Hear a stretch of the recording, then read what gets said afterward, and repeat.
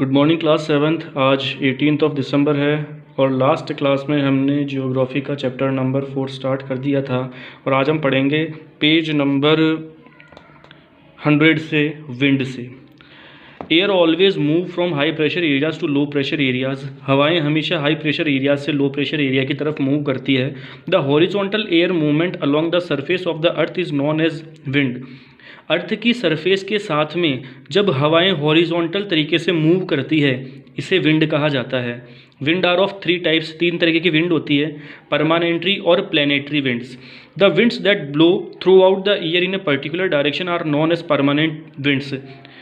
पूरे वर्ष भर एक पर्टिकुलर डायरेक्शन के अंदर जब हवाएं बहती रहती है तो इसे परमानेंट या प्लैनेटरी विंड्स कहा जाता है। Trade winds, these are the winds that move from the सब tropical high pressure regions to the equatorial low pressure region. Trade winds ऐसी विंड होती है जो कि सब ट्रॉपिकल हाई प्रेशर रीजन से इक्वेटोरियल लो प्रेशर रीजन की ओर बहती है। These winds are trade which in Latin is trado means constant direction.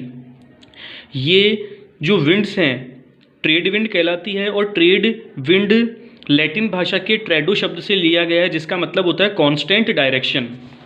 Second है polar winds. Winds that blow from the polar high pressure belt to the subpolar low pressure belt in both the hemispheres generally in east direction। हवाएं जो ध्रुवीय उच्च दाब belt से उपध्रुवीय कम दबाव belt दोनों hemisphere में आमतौर पर पूर्व दिशा में उड़ती है या बहती है। वेस्टर्लाइज फ्रॉम द सब tropical high pressure belts to the sub polar low pressure belts in both the hemisphere. दोनों ही हेमिस्फीयर में ये हवाएं सब ट्रॉपिकल हाई प्रेशर बेल्ट से सब पोलर लो प्रेशर बेल्ट की तरफ बहती है। सेकंड विंड है सीजनल विंड्स। ठीक है, देखिए there are even many seasonal winds which blow in particular seasons. ऐसी बहुत सारी विंड्स है जो कि पर्टिकुलर सीजन की में बहती है। Therefore they are called seasonal और पीरियोडिक विंड्स। इस वजह से इन्हें सीजनल और पीरियोडिक विंड्स कहा जाता है। The unequal heating and cooling of the earth surface is mainly responsible for these winds. The unequal heating and cooling of the earth surface, ठीक है, अर्थ की सरफेस पर अनइक्वल हीटिंग और cooling इन्हीं winds की रेस्पॉन्सिबिलिटी पर होता है। Monsoons they are the most significant seasonal winds and they have a special impact on the Indian climatic conditions. Monsoons क्या होती है? बहुत ही ज़्यादा महत्वपूर्ण सीजनल विंड्स होती है, ठीक है, and they have a special impact on the Indian climatic conditions. और भारतीय क्लाइमेटिक कंडीशंस पर मॉनसून का बहुत ज़्यादा प्रभाव पड़ता है। इन इंडिया, भारत में, these are known as the summer monsoons. इन्हें समर मॉनसून्स या साउथ वेस्ट मॉनसून के नाम से जाना जाता है। Land and sea breezes are also periodic winds. Land और सी ब्रीजेज को भी हम पीरियोडिक विंड्स ही कहते हैं। They developed as a result of differential heating of land and sea in the coastal areas. वे तटीय क्षेत्रों में भूमि और समुद्र के अंदर हीटिंग के परिणाम स्वरूप विकसित होती है। Land is warmer than the sea during the day. भूमि दिन के दौरान समुद्र की तुलना में गर्म होती है। Low pressure is thus created over land causing the wind to blow from sea to land. इस वजह से लैंड पर लो प्रेशर क्रिएट हो जाता है और इस वजह से हवाएं समुद्र से भूमि की तरफ बहने लगती है। These are called sea breezes. इन्हें सी ब्रीजेज कहा जाता है। During the night land is cooler than the sea. रात के समय भूमि समुद्र से ज़्यादा ठंडी होती है। High pressure over land causes the winds to blow from land to sea. High pressure over land, ज़मीन के ऊपर जो हाई प्रेशर बना हुआ होता है, इसी के कारण हवाएं भूमि से समुद्र की तरफ चली जाती है। These are called land breezes. इन्हें लैंड ब्रीजेज कहा जाता है। Local winds in several parts of the world winds special attributes blow over limited areas and have local significance. In several parts of the world, दुनिया के बहुत सारे हिस्सों में विंड्स स्पेशल एट्रीब्यूट्स, हवाओं के कुछ स्पेशल एट्रीब्यूट्स होते हैं, blow over limited areas and have local significance, जो कि लिमिटेड एरिया में ही बहते हैं और वे महत्वपूर्ण हैं। These winds are called local winds. इन्हें लोकल विंड से कहा जाता है। They have different names, some of them are, इनके डिफरेंट नेम होते हैं, कुछ इनमें से हैं। Loo, the loo is hot dry and dusty wind that blows in the northern plains of India during the summer months. भारत के नॉर्दर्न प्लेन्स में समर मंथ के अंदर हॉट, ड्राई और डस्टी जब हवाएं चलती है तो उन्हें लू कहा जाता है। It originates from the deserts of Rajasthan and carries the sands of the deserts to the alluvial plains of the Ganga. ये लू राजस्थान के रेगिस्तानी इलाकों से उठने वाली हवाएं होती हैं जो कि गंगा के एल्यूवियल प्लेन्स तक पहुंचती है। It causes a lot of hardship to the local people. इसके कारण वहाँ के लोकल पीपल की जो जीवनी है वो बिल्कुल सही नहीं हो पाती है। Chinook, the chinook is a foehn type local wind which blows in the eastern flank of the Rockies a mountain chain in North America. Chinook एक फेहान प्रकार की स्थानीय हवा है जो उत्तरी अमेरिका में एक पर्वत श्रृंखला रॉकीज के पूर्वी तट में बहती है। It is a hot and dry wind. यह हॉट और ड्राई विंड है and its onset result is the melting of snow in this area. और इसका रिजल्ट क्या होता है कि यहाँ पर जो बर्फ़ होती है वो पिघलने लगती है। Humidity, the amount of moisture present in the air is called humidity. Moisture के अंदर हवा का जो अमाउंट होता है उसे हम ह्यूमिडिटी कहते हैं। When water from the water bodies and land evaporates its gets converted into water vapour. When water from the water bodies and land evaporates, ठीक है, जब वाटर बॉडीज से जो वाटर होता है और लैंड से जो उठने वाला जो पानी होता है जब वे इवेपोरेटेड होता है तो उसे हम वाटर वेपर कहते हैं। Humidity depends on temperature. Humidity temperature पर डिपेंड करती है। दस when the temperature is high, इस वजह से जब टेम्परेचर हाई होता है humidity also increases and vice versa, humidity भी बढ़ती है। Condensation, when water vapour rises it cools down resulting in condensation. जब वाटर वेपर ऊपर उठते हैं और फिर जब ये ठंडे हो जाते हैं तो इसका रिजल्टिंग कंडेंसेशन कहलाता है। The water vapour in the air changes into droplets of water और आइस।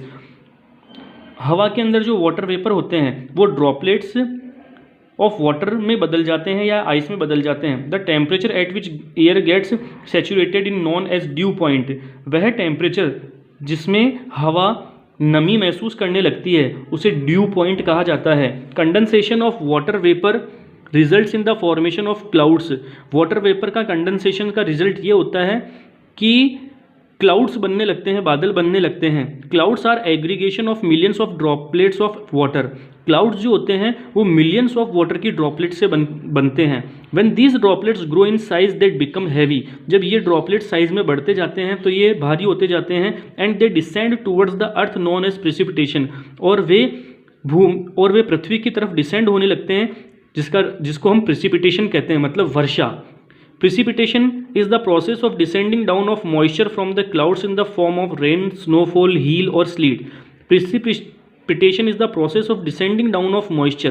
प्रेसिपिटेशन क्या है कि मॉइस्चर का क्लाउड से जो मॉइस्चर नीचे आता है, चाहे वो रेन के फॉर्म में आए, चाहे स्नोफॉल के फॉर्म में आए, ठीक है, चाहे गोले के फॉर्म में आए, चाहे स्लीट के फॉर्म में आए, इसे प्रेसिपिटेशन कहते हैं। The most common form of precipitation in the world is rain. ठीक है, दुनिया के अंदर प्रेसिपिटेशन का जो मोस्ट कॉमन फॉर्म है वो बरसात है। On the basis of mechanism there are 3 types of rainfall. Mechanism के आधार पर 3 तरीके के रेनफॉल है। पहला है convectional rainfall. When the warm moist air rises up in the convectional currents it loses it's heat in the upper layers of the atmosphere. जब गर्म और मॉइस्ट एयर कन्वेक्शनल करंट्स की तरफ ऊपर की ओर उठती है तो ये अपनी हीट को अपर लेयर्स में ही छोड़ देती है, एटमॉस्फेयर की अपर लेयर में ही छोड़ देती है। The cooling of the air results in condensation and formation of cumulus clouds. और जब ये हवा ठंडी हो जाती है तो वो कंडेंसेशन के प्रोसेस में आ जाती है, जिसकी वजह से क्या होता है कि वो क्लाउड बना देती है। Heavy rainfall takes place with thunder and lightning. गरज और बिजली के साथ तेज बारिश होती है। Orographic rainfall, when the relief features such as mountains come in the way of a moist wind, then the wind is forced to rise up the mountain। देखिए, जब कोई माउंटेन है, जैसे इस वाले डायग्राम में बताया गया है कि ये कोई माउंटेन है और यहाँ से इस तरफ से कोई हवा आ रही है, ठीक है, लेकिन हवा के रास्ते में क्या आ रहा है, ये माउंटेन आ रहा है, तो हवा क्या करती है कि अपने रुख को इस तरीके से बदल दे देती है, ठीक है, मतलब उसके ऊपर से निकल जाती है। इसे ओरोग्राफिक रेनफॉल कहते हैं। और जब ये ऊपर जाएगी तो यहाँ पर ये क्या करती हुई जाएगी, बरसात करती हुई जाएगी। These clouds then bring rainfall largely on the windward side. और ये क्या होता है कि इनके क्लाउड की वजह से विंड वर्ड साइड में क्या होता है, बहुत भारी क्या होती है, बरसात होती है। नेक्स्ट है cyclonic rainfall. Cyclones are the centres of low pressure. Low pressure का सेंटर साइक्लोन्स कहलाता है। When the air converges from all directions towards the low pressure it is forced to rise up. जब हवा कम दबाव की और सभी दिशाओं से परिवर्तित होती है तो यह ऊपर उठने के लिए मजबूर होती है। नेक्स्ट है पेज नंबर 102 पर benefits of rainfall. It is a very important for the survival of plants and animal. Rainfall plants और एनिमल के सर्वाइवल के लिए बहुत ज़्यादा इंपॉर्टेंट है। Most of the ground water comes from rain water. बहुत सारा जो ग्राउंड वाटर होता है वो रेन वाटर से ही मिलता है। It provides fresh water to the earth surface. ये अर्थ की सरफेस से फ्रेश वाटर को प्रोवाइड करवाता है। इफ़ रेनफॉल इज़ लेस, अगर बरसात कम होती है, वाटर स्कैरसिटी एंड ड्रॉट अकर, तो पानी की कमी हो जाती है और सूखा पड़ जाता है। Significances of the weather and climate. Weather और क्लाइमेट के सिग्निफिकेंसेज देखिए। Both the weather and climate play very significant role in our day to day life. Weather और क्लाइमेट दोनों ही हमारी डे टू डे लाइफ के अंदर बहुत ही महत्वपूर्ण रोल को निभाते हैं। The knowledge of weather keeps the farmer up to date which is very helpful for their agriculture activities such as sowing, harvesting, ploughing etcetera. अगर किसी किसान को मौसम के बारे में अच्छी तरीके से जानकारी हो तो यह किसान की खेती बाड़ी के लिए बहुत ही ज़्यादा उपयोगी होगा। All the national and international flights are operated under favourable weather conditions. जितनी भी नेशनल और इंटरनेशनल फ्लाइट्स होगी वे सही मौसम के अंदर ही कंडक्ट हो पाएगी। Weather forecasting helps people to arrange their trips. मौसम का पूर्वानुमान महत्वपूर्ण है विमानन उद्देश्य में भी। Weather forecasting provides prior information at the arrival of floods, storms, cyclones etcetera. Weather forecasting से हमें यह जानकारी मिलती है कि किस एरिया में फ्लड हो सकता है, स्टॉर्म्स हो सकता है या साइक्लोन्स हो सकता है। Weather forecasting it is a complex process. यह एक कॉम्प्लेक्स प्रोसेस है। It is done by metrologist with the help of sophisticated devices and instruments. Weather forecasting metrologist द्वारा होता है और इनके पास जो डिवाइसेज होते हैं वो बहुत ही ज़्यादा अपडेटेड डिवाइस होते हैं। They record the change in the temperature, air pressure, wind, humidity etcetera. वे मौसम के अंदर कितना तापमान बदल रहा है या एयर का प्रेशर कितना बदल रहा है या विंड या ह्यूमिडिटी कितनी बदल रही है, ये इंस्ट्रूमेंट इन सब चीज़ों को रिकॉर्ड करते हैं। These records are collected from various weather station. ये जो रिकॉर्ड होते हैं वो बहुत अलग वेदर स्टेशन से रिकॉर्ड किए जाते हैं। Meteorologist are the people who study these records and calculate the future conditions. Meteorologist वे इंसान होते हैं जो इन सब रिकॉर्ड्स को रखते हैं और फ्यूचर के वेदर कंडीशन के बारे में बताते हैं। On the basis of these weather related records we are informed about the future weather conditions through TV, radio and newspaper. इन रिलेटेड रिकॉर्ड्स के आधार पर ही हम टीवी, रेडियो और न्यूज़पेपर में, ठीक है, आने वाले मौसम के बारे में सुन सकते हैं या जान सकते हैं। Weather forecast is important to aviation purposes also. ठीक है, मतलब मौसम का पूर्वानुमान लगाने में भी वेदर फोरकास्ट बहुत ही ज़्यादा महत्वपूर्ण है। The airman must know what kind of weather they may meet along their airway route before they set off. Airman को यह पता होना चाहिए कि सेट ऑफ होने से पहले वे अपने वायु मार्ग पर किस तरह से मिल सकते हैं। मतलब अगर एयरमैन हवा के अंदर जब हवाई जहाज उड़ाया जाता है, ठीक है, और अगर जो पायलट है अगर उसको वेदर के बारे में अच्छी तरीके से जानकारी है, जो कि उसको हमेशा होती ही है, तो वो अपना रास्ता खुद ब खुद बदल भी सकता है। In a similar manner the sailors, farmers and fisherman must know whether there will be storm और साइक्लोन। इसी सिमिलर मैनर की तरीके से जो सेलर्स होते हैं, फार्मर्स होते हैं, फिशरमैन होते हैं, वे भी ये जान पाते हैं कि कहाँ पर स्टॉर्म हो सकता है और कहाँ पर साइक्लोन हो सकता है। तो क्लास 7th ये हमारा चैप्टर नंबर 4 कंप्लीट हो गया। अब हम इसकी बुक एक्टिविटी देखते हैं। देखिए,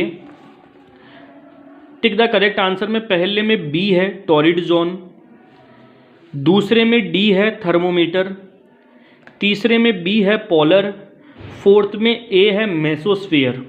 ठीक है, फिल इन द ब्लैंक्स में आइए। फिल इन द ब्लैंक्स के फर्स्ट में आएगा एक्सोस्फीयर, सेकंड में आएगा मरकरी, थर्ड में आएगा डिक्रीजेज, फोर्थ में आएगा ड्यू पॉइंट, फिफ्थ में आएगा रेन और सिक्स्थ में आएगा ट्रेड विंड्स। ठीक है, अब मैच द फॉलोइंग कॉलम्स में आइए। ये देखिए मैंने नंबर लिखे हुए हैं। कॉलम ए का फर्स्ट कॉलम बी के ई से मिलेगा, कॉलम ए का सेकंड कॉलम बी के डी से मिलेगा, कॉलम ए का थर्ड कॉलम बी के बी से मिलेगा, कॉलम ए का फोर्थ कॉलम बी के एफ से मिलेगा, कॉलम ए का फिफ्थ कॉलम बी के सी से मिलेगा और कॉलम ए का सिक्स्थ कॉलम बी के ए से मिलेगा। मतलब 6 3 5 2 1 4। ठीक है, अब आइए ट्रू फॉल्स में। देखिए फर्स्ट में ट्रू है, सेकंड में ट्रू है, थर्ड में ट्रू है, फोर्थ में ट्रू है, फिफ्थ अभी मैंने खाली छोड़ा हुआ है और सिक्स्थ में फॉल्स है। ठीक है क्लास। अब very short answer type questions में आइए। पहला क्वेश्चन है name the 5 layers of the atmosphere. तो आपको यहीं से स्टार्ट करना है। The 5 layers of the atmosphere are following below.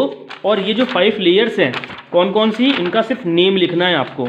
ये लिखा हुआ है ट्रोपोस्फेयर, स्ट्रेटोस्फेयर, मेसोस्फेयर, आइनोस्फेयर और एक्सोस्फेयर। ठीक है क्लास। आगे देखिए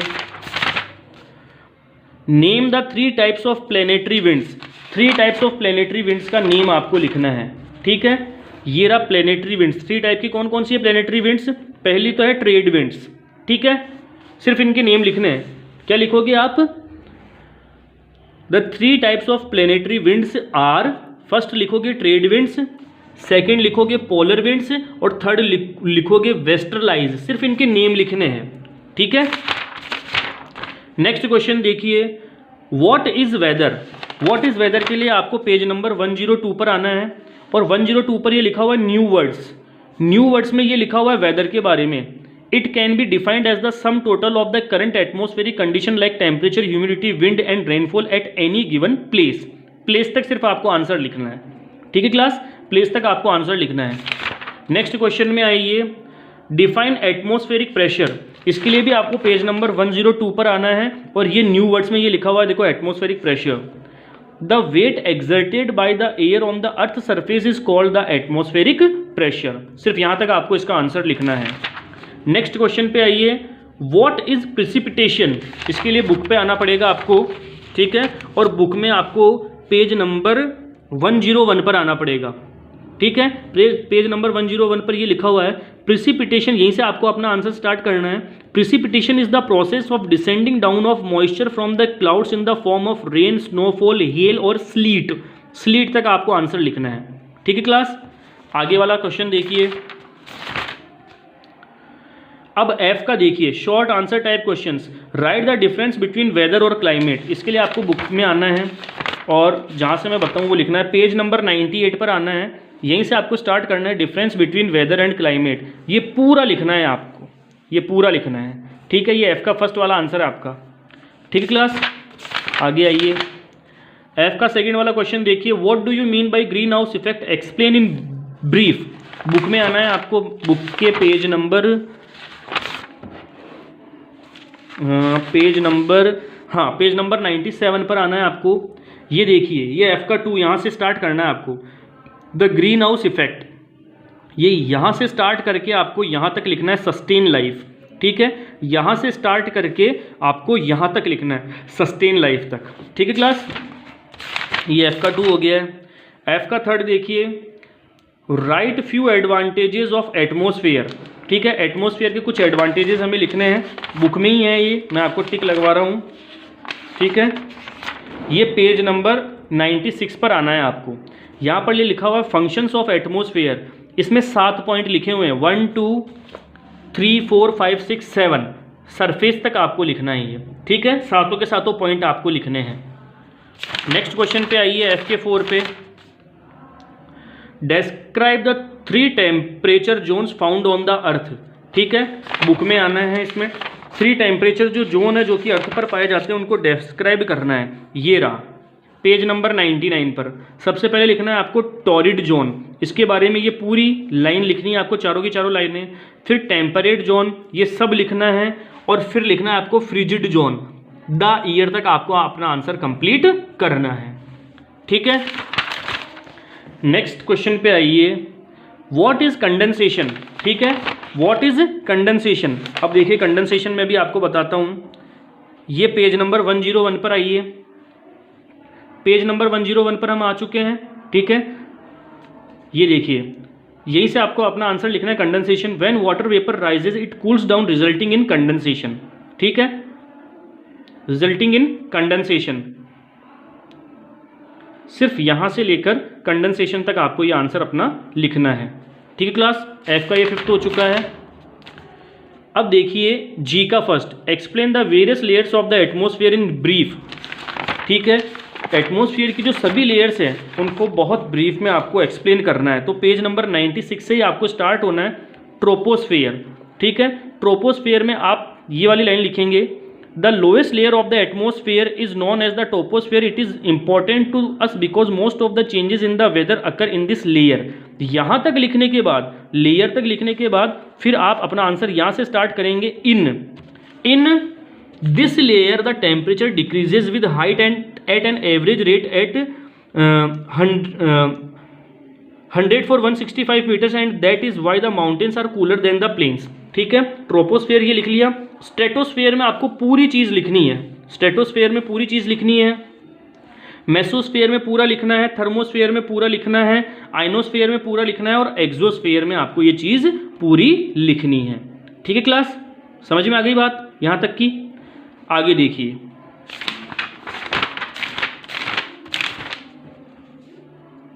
जी का सेकंड देखिए, what is green house, how does the global warming take place.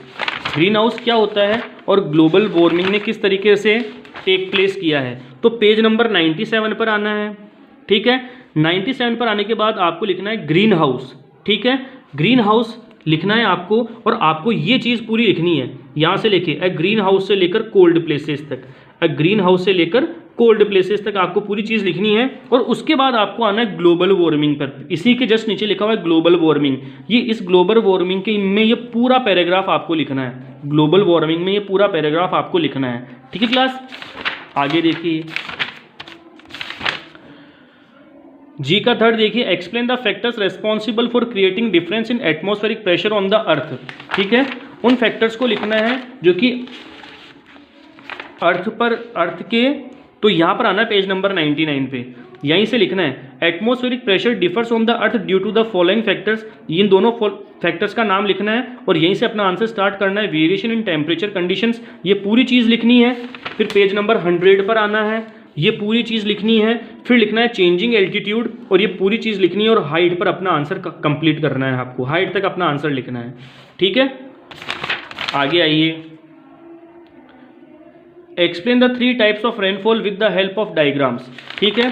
जो 3 टाइप के जो है रेनफॉल्स हैं उनको डायग्राम की हेल्प से आपको बताना है। तो आपको सबसे पहले लिखना है कन्वेंशनल रेनफॉल, ये पूरा लिखना है आपको कन्वेंशनल में।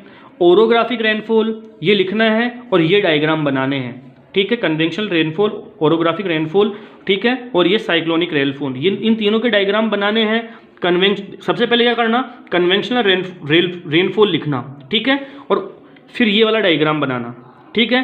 फिर हेडिंग लगाना ओरोग्राफिक रेनफॉल, फिर ये वाला डायग्राम बनाना और फिर हेडिंग लगाना साइक्लोनिक रेनफॉल और फिर ये वाला डायग्राम बनाना। कन्वेंशनल पूरा लिखना है, ओरोग्राफिक भी पूरा लिखना है और साइक्लोनिक भी पूरा लिखना है, याद रखना, ठीक है।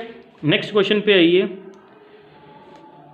What do you know about the weather forecasting? How is it useful for mankind? ठीक है, वेदर फोरकास्टिंग पेज नंबर 102 पर आइए आप और यहीं से आपको अपना आंसर स्टार्ट करना है। It is a complex process और लास्ट तक लिखना है स्टॉर्म और साइक्लोन तक, ठीक है क्लास। तो क्लास 7th ये हमारा जियोग्राफी का चैप्टर नंबर 4 कंप्लीट हो गया है। अब हमें जियोग्राफी का सिर्फ चैप्टर नंबर 3 पढ़ना है और ये आपको काम कंप्लीट करना है, ठीक है। चैप्टर के बीच में से कहीं से भी कुछ भी क्वेश्चन आ सकते हैं, आपको अपनी तैयारी बहुत अच्छी तरीके से रखनी है। सिर्फ एक चैप्टर एक और बाकी है हमारा, वो भी हम बहुत जल्दी कंप्लीट कर लेंगे और अब आप इनको ध्यान से पढ़िए और समझिए।